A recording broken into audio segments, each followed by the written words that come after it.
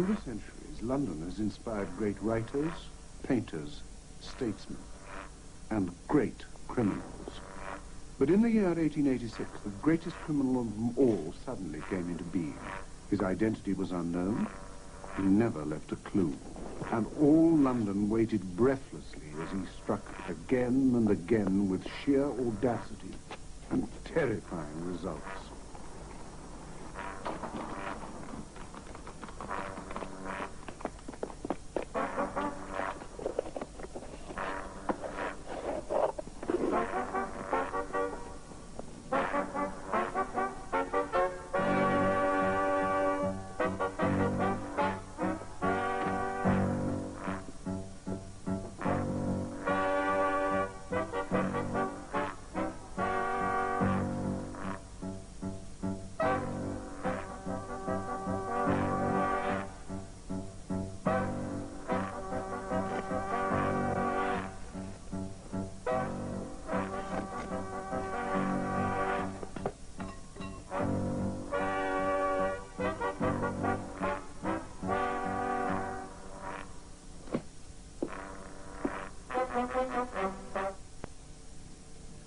Fantastic. Absolutely incredible. First the gold seal from Edinburgh Castle, then the secret codes from the Admiralty, and now, last night, some of Queen Elizabeth's jewels. What in thunder is Scotland Yard doing about it? I'm sure you're right. Well, you must have some ideas about the case. What are you doing, anyway? Research. Research? Holmes, do you realize that this gang has helped itself to state secrets and government treasure?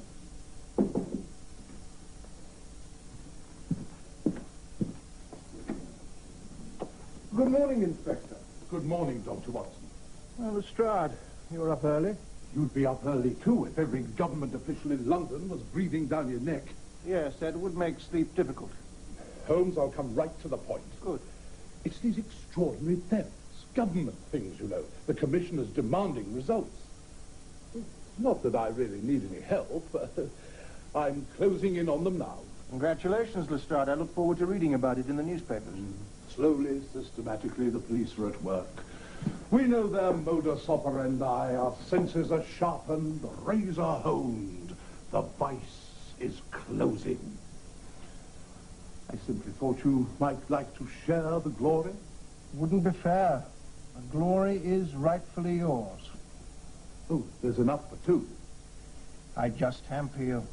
A little hampering never hurts. It's healthy.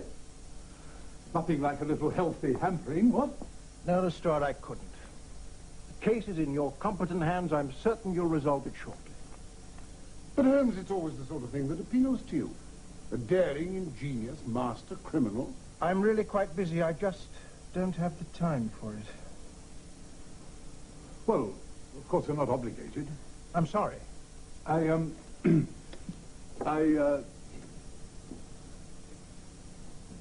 Holmes. Goodbye, Lestrade. But if I can be of any help, Lestrade, don't hesitate to let me know.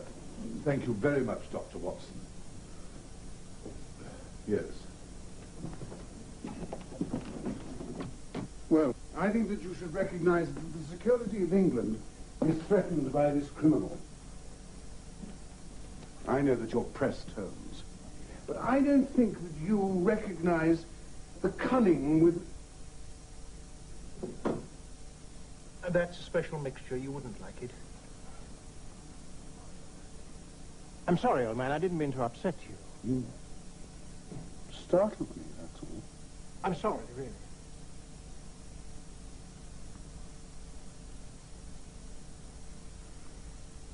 Well, I think I'll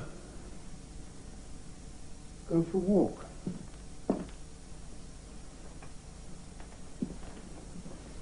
Get a bit of air. Very well. Goodbye, Watson. Certainly Holmes's erratic behavior was enough to set my nerves on edge. But now, suddenly, I was far more than upset.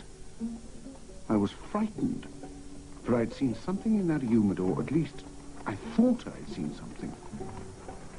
Perhaps it was my imagination, my nerves. But I could have sworn that mixed with the tobacco of the humidor was a diamond necklace. I decided to settle the matter one way or the other. Oh, You coming out? yes, you coming in? No, I was just strolling. Well, I have an appointment. Oh, well, I've nothing better to do. Do you mind if I stroll with you? Well, as a matter of fact, it's a private matter. I think it's better if I go alone. Just as you say. Well, I'll see you at lunch. Most likely. Most likely.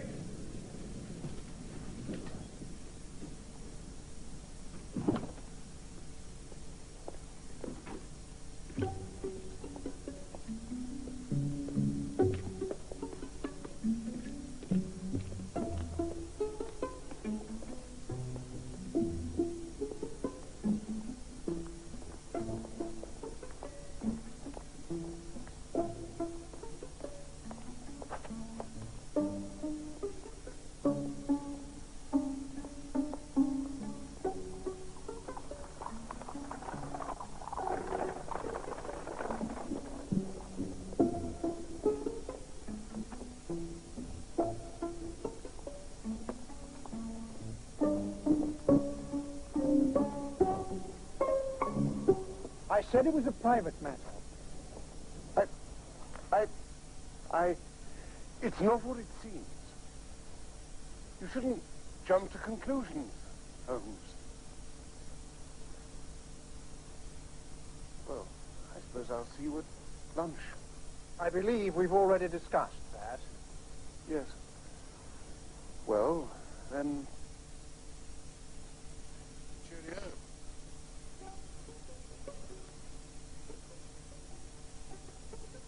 When I returned to the flat, the humidor was in its place again. But when I searched, I found nothing in it now but tobacco. Ordinary tobacco. No special mixture. When Holmes returned, he was kind enough to let the morning affair be forgotten, or apparently forgotten. His only reference to it was his remark about another private appointment that afternoon. I felt he gave a bit of undue emphasis to the word private. As for me, as terrible as the morning experience had been, it actually stressed the importance of continuing my investigation. One other thing was also made quite clear. I realized that if one were to match wits with Sherlock Holmes, one could not employ ordinary methods.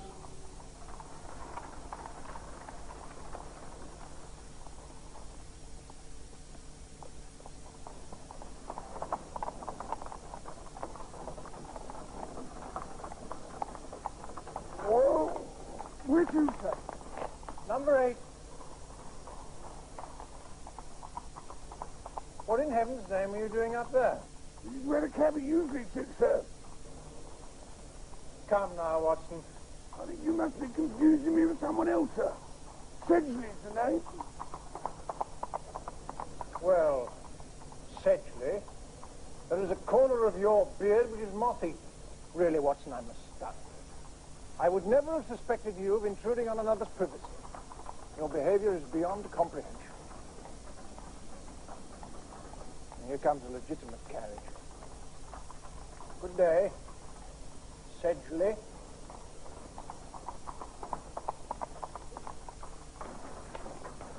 Mr. O!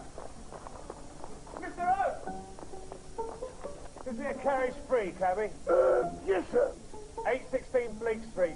Now get a move on, eh? 816 Bleak Street. Yes, sir.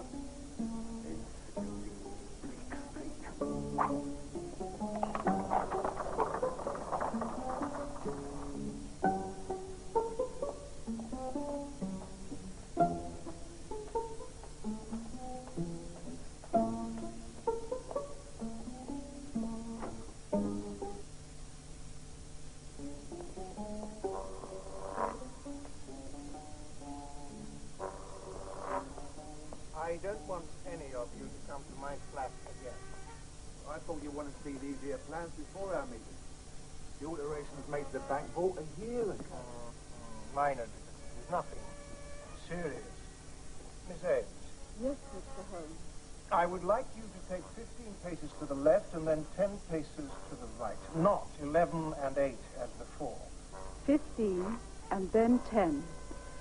Ulrich, you will need approximately 3 more pounds of explosives. Now, you must all remember that the first requisite of being a good thief is capable planning. And as the newspapers have said, we are the most successful thieves that England has ever known.